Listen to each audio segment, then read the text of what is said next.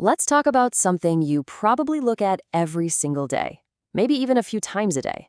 It seems so simple, but it's hiding some seriously cool geometric secrets. Yep, we're talking about the good old flat mirror.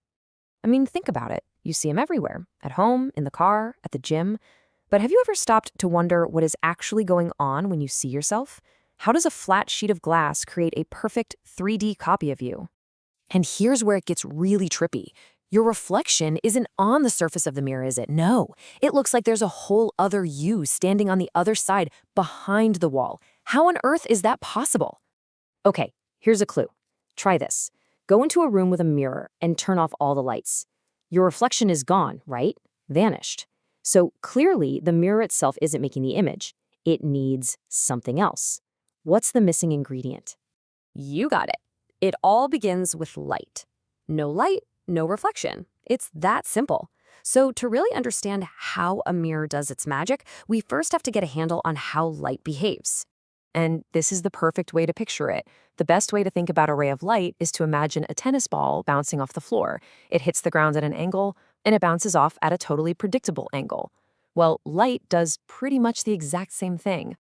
In fact, this behavior is so consistent, it's a fundamental law of physics.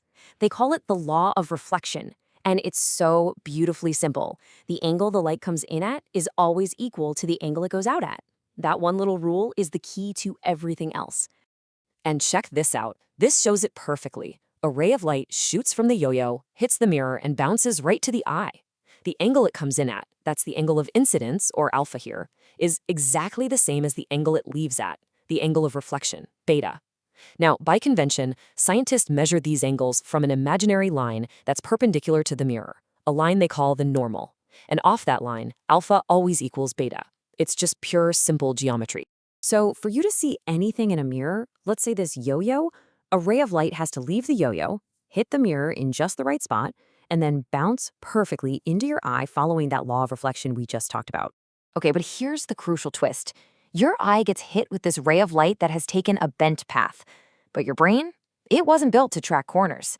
Our brains just assume that light always travels in a perfectly straight line. So, because your brain thinks in straight lines, it does this amazing thing.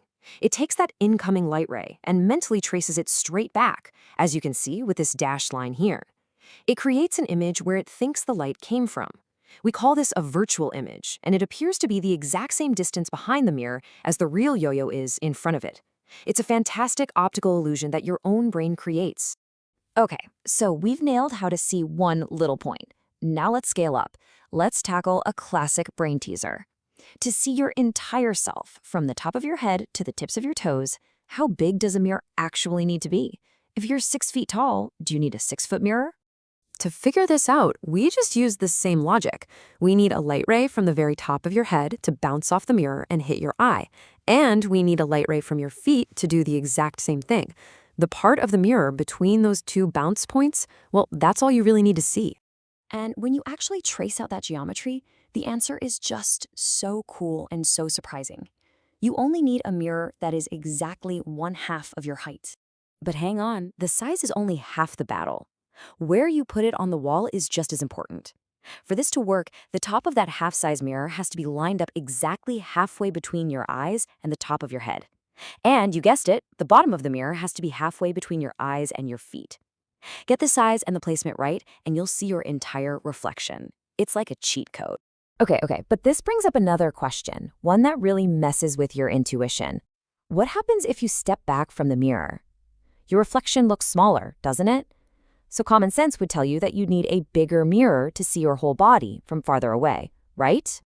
But check out this diagram. As the penguin moves back, yeah, the angles change. But the cool thing is, the geometry creates a bunch of what we call similar triangles. They're the same shape, just different sizes. And because of that amazing mathematical property, the chunk of the mirror you need to see from top to bottom stays exactly the same. The math doesn't lie. So, does your distance from the mirror matter? The answer is a simple and kind of shocking no. Doesn't matter if you're 1 foot away or 20 feet away, you still only need a mirror that's half your height, positioned correctly. It feels wrong, but it's absolutely right. And that mind-bending answer just shows you something incredible. What seems like a really complex optical puzzle is actually just a beautiful result of simple, predictable geometry. The law of reflection and a little bit of high school math give us this elegant, totally surprising answer. It shows you how the world works on these beautiful, consistent rules. Now, everything we've talked about so far is for a perfectly flat mirror. But what happens when we start to change the shape of that surface? You know, like those funhouse mirrors you see at a science center, or the wide-angle security mirrors in a store? Those are curved. So that leaves us with one last thing to chew on.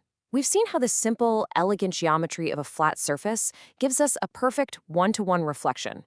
So what kind of weird, wonderful, and distorted things start to happen to that reflection when we intentionally start to bend and curve the mirror?